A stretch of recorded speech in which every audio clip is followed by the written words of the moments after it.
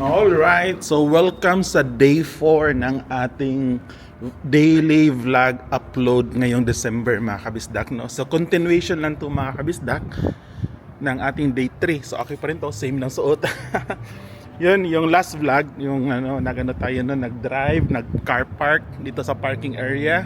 Tapos ngayon, continuation vlog to, papunta tayo ngayon sa Sydney City. So sakay tayo ng train dito sa dito, sabi ko sa inyo, parking area din yan, side na yan. Minsan nakaka-park ako dyan. Itong side na to, parking area din yan dyan mga kabisdak. Maraming parking area dito sa Blacktown Station. Mas marami siya kaysa sa Marylands. Actually, doon sa Marylands dati, minsan ang hirap mag-park din doon mga kabisdak. So, yan, lakad tayo. So yung plano natin ngayon mga kabisdak sa vlog na to, samahan niyo ako, pasyal tayo sa Sydney City.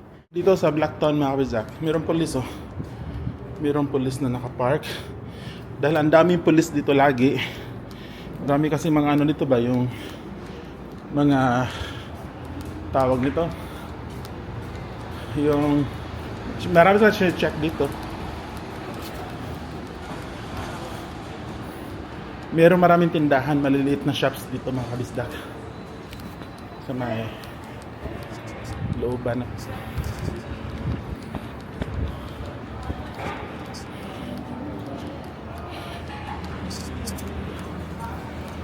Meron McDonald's din dito, banda. So ito yung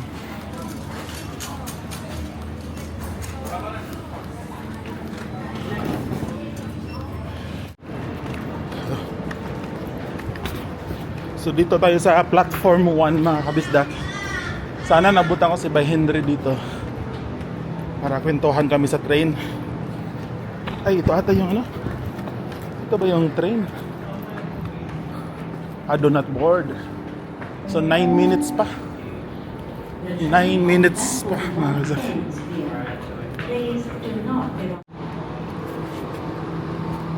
So 9 minutes pa tayo na maghihintay dito sa ating train mga kabisdak, no? Papunta sa Sydney City. Hintayin na lang natin. So andito na yung train natin mga kabisdak.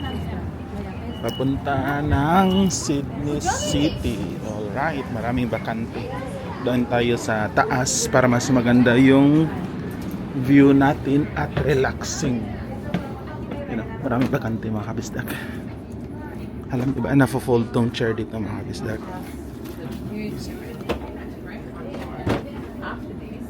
And then, fold natin to. Diba? Okay, so enjoy natin yung travel papunta sa Sydney City mga kabisdak.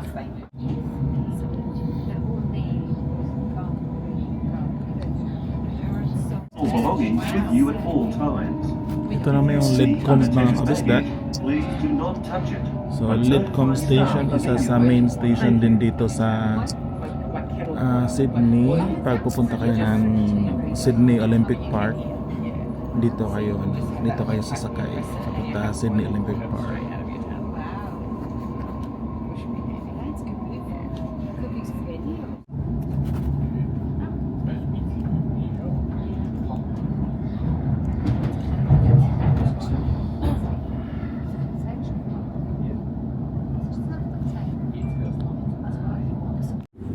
Ito naman yung sa yung sa Strathfield na station.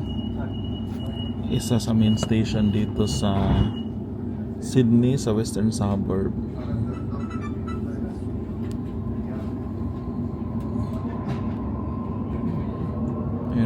Strathfield. Malayo pa tayo mga kabisdak, mga 30 minutes siguro.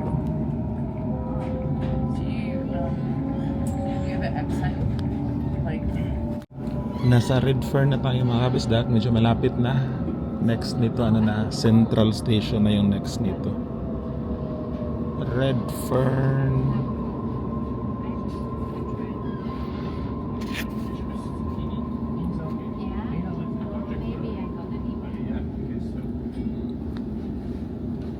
North Sydney service, next stop is Central.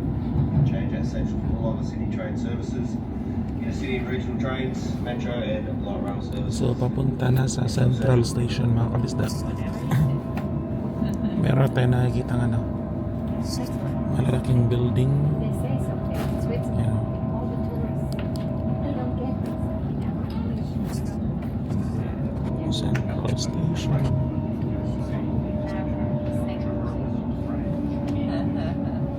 Station. Bagong renovate pala to. Bagong renovate yung Central Station. Kaya ano siya, malinis tingnan. Maganda, you know, feeling modern.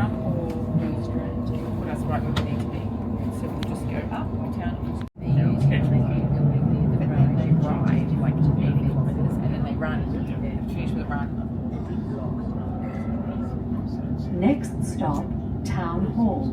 Please move well inside. So, andito na tayo sa Wynyard Station mga kabisdak.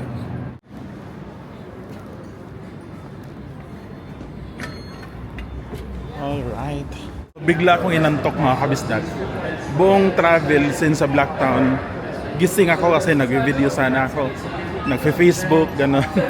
Tapos nung nasa Town Hall, isang train station na lang, parating na, bigla akong inantok na sobrang antok.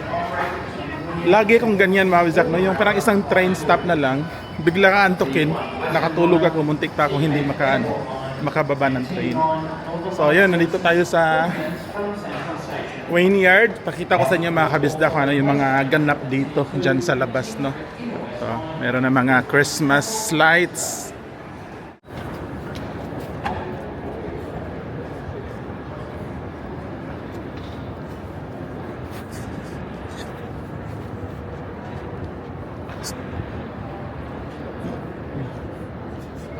Cross tayo dito tayo sa kabilang side mga kabisdak. Lakad-lakad. Alright, so yung gagawin ko mga kabisdak, hindi ko ito turn off itong video natin. Play ko lang yung video para makita nyo din, no, kung ano yung mga nakikita ko dito habang naglalakad papunta sa office. So dito sa Australia mga kabisdak, sobrang hilig ng mga tao dito sa kape. Kape talaga yan. So mapapansin nyo mamaya pag dadaan tayo sa coffee shop, ay hindi na siguro kasi 10:30, pero marami yan bumibili ng kape. Sobrang busy ng mga coffee shop dito, especially sa morning, no. Pero dahil ano na ngayon 10:30, wala na, ayun na, coffee shop, coffee between 8 to 9 mga kabisdak. Ang haba ng pela dyan, mga tao na gustong bumili ng kape. So dito tayo galing sa Wynyard Station. Ito yung tram papunta ng Sydney Opera House Circular. Okay. Alright. Merong masarap na restaurant dito mga kabisdak. Momo. Yan o. Yung MU Momo. Maraming beses na ako nakakain dito mga kabisdak. Pero nakakain ako pag merong mga company activity. Yung nagbabayad ba yung kumpanya. Kasi pag ikaw lang personal mo, mahal dyan, sobrang mahal. Yung $50 mo, siguro isang meal, mga ganun na. Yung komportabling busog ka. Okay, so itong karsada na to, yan. Yung karsada na yan mga kabisdak. Papunta yan dun, diretso sa Town Hall, sa Queen Victoria Building. Ito yung pinaka main, ano ba? Ano ba to siya? George Street. Oh, George Street. Tapos doon sa unahan banda, left turn tayo dyan mga kabisdak. May Philippine building doon, Philippine Airlines building. Yan sa unahan. Dito, left turn tayo dito. Yan, Martin Place mga kabisdak. Walk-ins. Cute. Siguro mamaya pag meron time, pwede tayong pamasok dyan mga kabisdak. Iwan ko, may bayad ba yan or libre? Why? Nada. Pictorial. Picture. Pwede mapapicture din. Ito yung malaking Christmas tree dito mga kabisdak.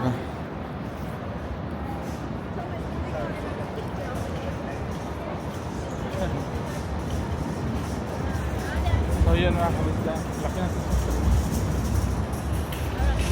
Yan.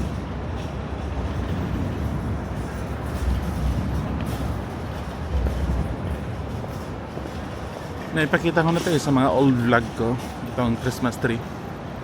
Laki niya, grabe. Lapitan natin, mga sak. Punta tayo sa malapitan talaga.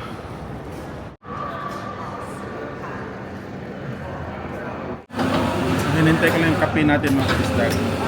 Kumuha na din ako nitong croissant, tinapay. Kumuha din ako tinapay kasi gutom.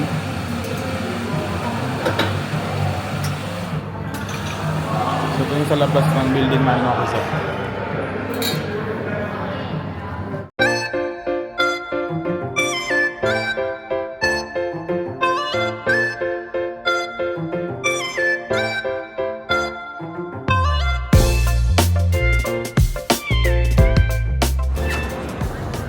Lunch time ngayon mga kabisdak, no? 12:30 ng noon time lunch. So uwi na ako ng bahay mga kabisdak. I mean, lilipat ako sa bahay, work from home, dahil kailangan ko i-pick up si Gian sa school. Pero before tayo dadaan sa, grabe, daming tao mga kabisdak, no? Grabe, ang daming tao. Puno yung Pitt Street dun banda. Bago tayo pupunta sa train station, daan muna tayo sa building na yan mga kabisdak ko. Yan, yung building na yan. Papasok tayo dyan dahil meron akong client na ka-meeting dyan. Andun sila nakarent sila sa co-working space in Justco. Sabi ko puntahan ko na lang kayo kasi magkalapit yung natin, opisina. Alright, let's go. After dito mga kabisdak, tingnan natin yung building, yung loob ng building. Tapos after dito, diretso tayo sa train station. Then i-video ko na rin para makita nyo yung ingay. Para makita nyo yung dito yung mga ganap dito sa Sydney City, no? Especially lunchtime. Pasok tayo dito sa 135 King Street na building. So andito tayo mga kabisdak sa opisina ng Justco. Co-working space to siya mga kabisdak. Yung mga for rent na na offices. Tapos alam niyo ba mga yung merong sikat na vlogger dito, si Zach Alves, si Zach in Australia. Napapansin ko dito nila lagi yung ginaganap yung yung mga vlog podcast niya mga kabisdak dito. Dito niya lagi yung ginaganap. Punta tayo banda dito. Yun, so dito lagi yung nila. Yung mga videos nila, dito nila yan ginagawa. So, yun lagi yan dito sila mga kabisdak. May seminar. Tapos sila ni Ninong A, kasi follower nila ako mga kabisdak. Dito banda. Yan. Minsan yan. Yung kitchen na yan. Ganda dito mga kabisdak. Ganda ng view. Yan. Yan. Ganda ng view mga kabisdak, di ba?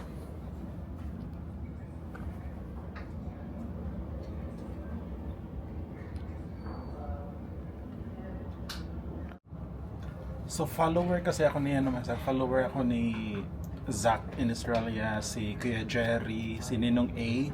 Yun yung mga sikat na vlogger dito sa Australia, no? Actually lahat ng mga vloggers dito, fina-follow ko silang lahat mga kabisdak, except na lang siguro dahil hindi ko pa sila kilala. Pero once nakilala ko na sila, yun fina-follow ko yan sila mga kabisdak kasi marami akong natutunan sa kanila, no? Tapos yun nga, napansin ko yung mga videos, yung podcast nila ni Zach, ni Ninong A, nila Kuya Jerry. Ang dami nilang shoot dito na kinuha, which is maganda kasi dito mga kabisdak. Grabe ang ganda, no? So nung nakita ko, familiar kasi siya sa tapat ng opisina namin. Uwi na tayo mga kabisdak. Punta na tayo sa pakita ko muna. Itong floor na to mga kabisdak, no? Itong opisina na to, co-working space to. Ibig sabihin, marami kayong nagre-rent dito, tapos share na lang sa mga common area like na meeting room. Okay, so tapos na yung natin mga kabisdak, yung appointment natin yung meeting ko sa client namin. Ngayon, pauwi na tayo mga kabisdak. Punta tayo sa town hall. Doon tayo sasakay sa town hall mga kabisdak dahil gusto kong i-video yung paglakad-lakad natin doon. Daming tao kasi alauna ngayon mga kabisdak, no? Lunchtime. Normally doon ako sa Wynyard Station sumasakay. Pero dahil nagvo-vlog ako at gusto ko i-share sa inyo kung ano yung mga nakikita natin during this time dito sa Pitt Street. Siyempre napaka-busy ng ganitong oras. Oops, tanggal yung ano ni ate, yung chinil. Kita sa video. Napaka-busy ng ganitong oras. Parang interesting siya ba sa ating video, sa ating vlog na i-share ko sa inyo mga kabisdak. So, you know, ganito ka-busy. Ganito ka-busy pag ganitong oras, peak hours. Then doon banda sa unahan, maraming mga buskers dyan mga kabisdak. Buskers yung mga street performer, tapos pwede kang magbigay ng pera kung gusto mo. Isa sa maganda na building dito sa Pitt Street mga kabisdak is itong The Strand. Ayan, yung building na yan 1891 siya na natayo, no? Yung building na yan.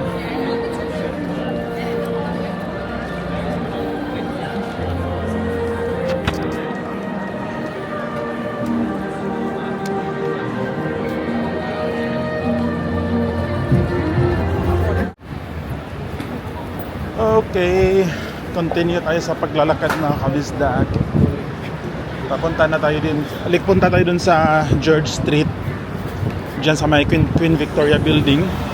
Left turn tayo dyan kasi mas marami tayong interesting na makikita. Yan naman mga kabisdak is isang sikat na theater dito sa Sydney.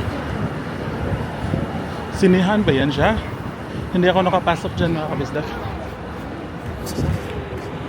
Daming tao sa Sydney, grabe. Very lively, no? Dito sa Sydney. Maraming tao, maraming building. Ibig sabihin, yung mga businesses dito, marami silang client, maraming customers. Ibig sabihin, maraming trabaho. Kaya, nung dati, years ago, unang punta namin dito, 2016 mga kabisdak, sabi ko na, no, I'm confident na makakakita ako ng trabaho. I'm confident na makapag-trabaho agad ako kasi hindi ako mapili sa trabaho. Maraming mga trabaho ba yan? Cleaning. Yan yung tinutukoy ko mga kabisdak. Cleaning, mga yung sa hotel, restaurants. At tama na nga ako mga kabisdak.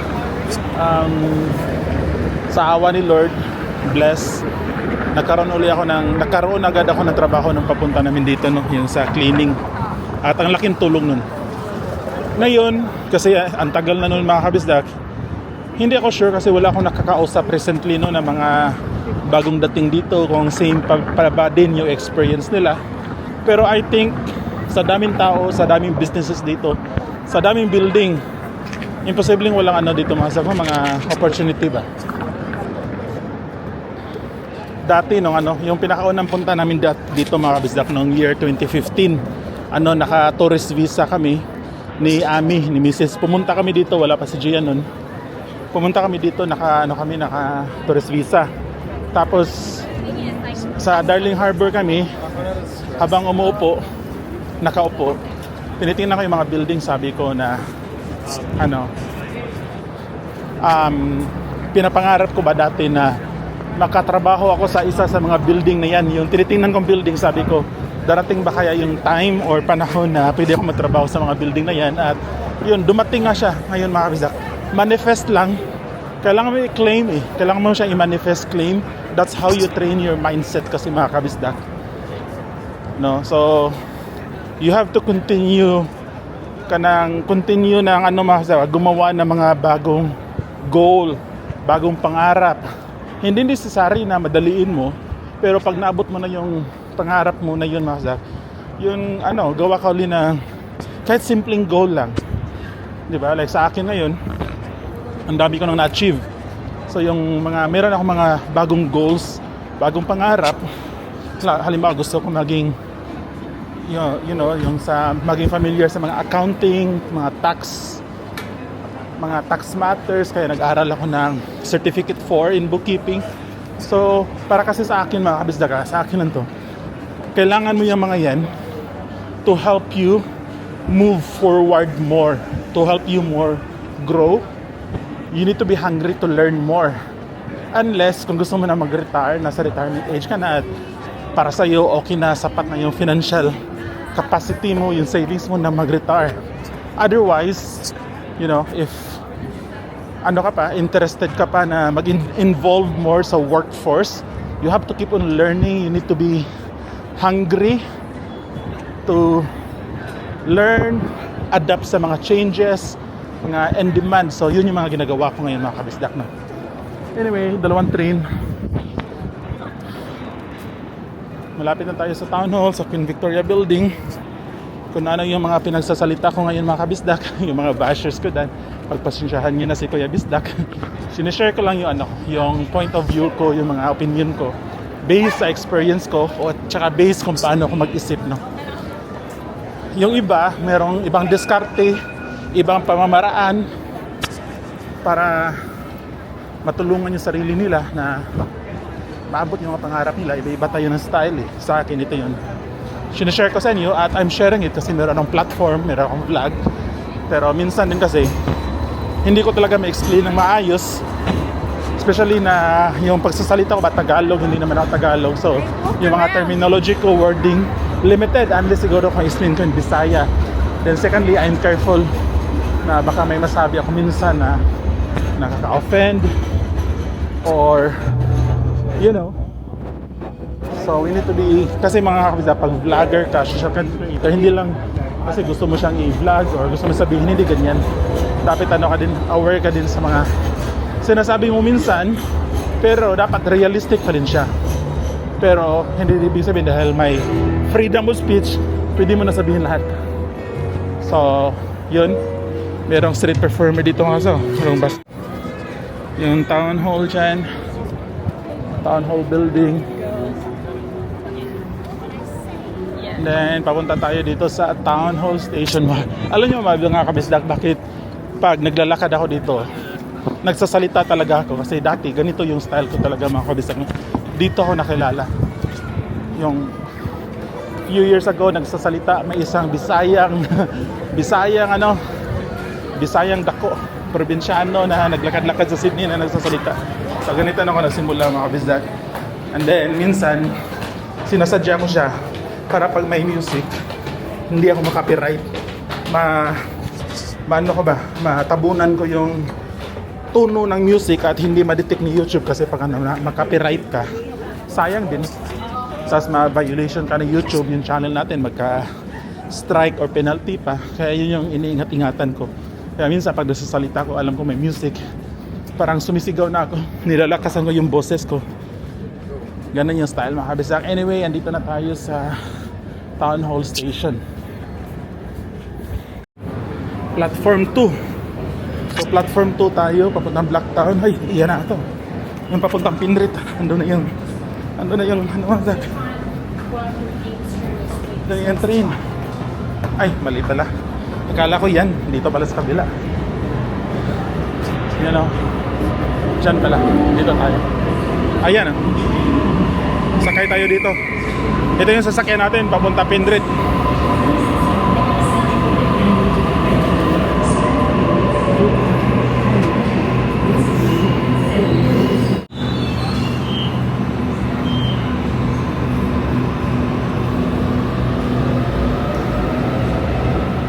Dito ulit tayo sa taas mga kabisdak para maganda yung view natin. At dito tayo upo para wala tayong katabi. Dito tayo sa likod. Alright.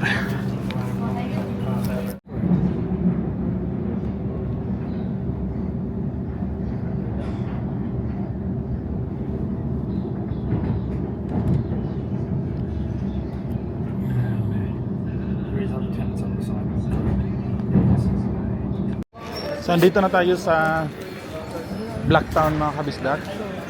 Plano bumili ng ano na lang, McDonald's lunch. Kasi Lunchtime, sobrang gutom ko na, wala pa akong kain. Yung ano lang kanina, yung tinapay, yung croissant.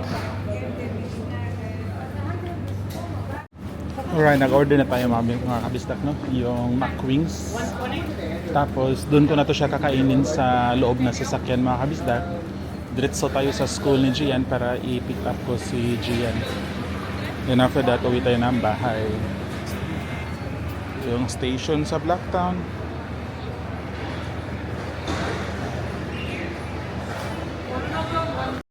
So, meron rin tayong ice cream mga kabisdak, tsaka burger. Then, punta na tayo sa sasakyan kung saan tayo nag-park kanina. And then, yun.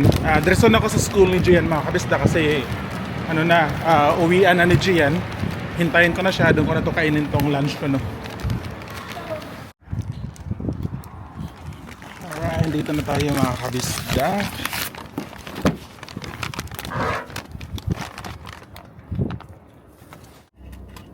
So dito ko na siya kainin mga kabisdak itong lunch.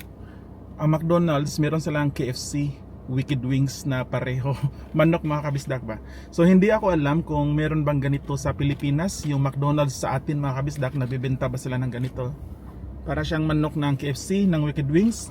Para sa akin mga kabisdak, mas nasarapan ako sa Wicked Wings yung sa KFC kaysa dito. Pero si Gian baliktad, mas gusto niya to, itong manok ng McDonald's kasi sa Wicked Wings, especially itong sauce nila. Gusto to ni Gian, yung ranch na sauce. Sobrang gusto to ni Gian. So hanggang dito lang mga kabisdak, at hopefully nag-enjoy kayo sa ating simple vlog, no? Part 2 siya ng ating December challenge na gumawa ko ng video everyday ngayong December. So hopefully mga kabisdak, ma-continue ko na maka-upload ng video daily this month. So hanggang dito lang mga kabisdak, at tandaan nyo lagi mga kabisdak, mata sa langit, paa sa lupa. See you sa next vlog. Bye bye.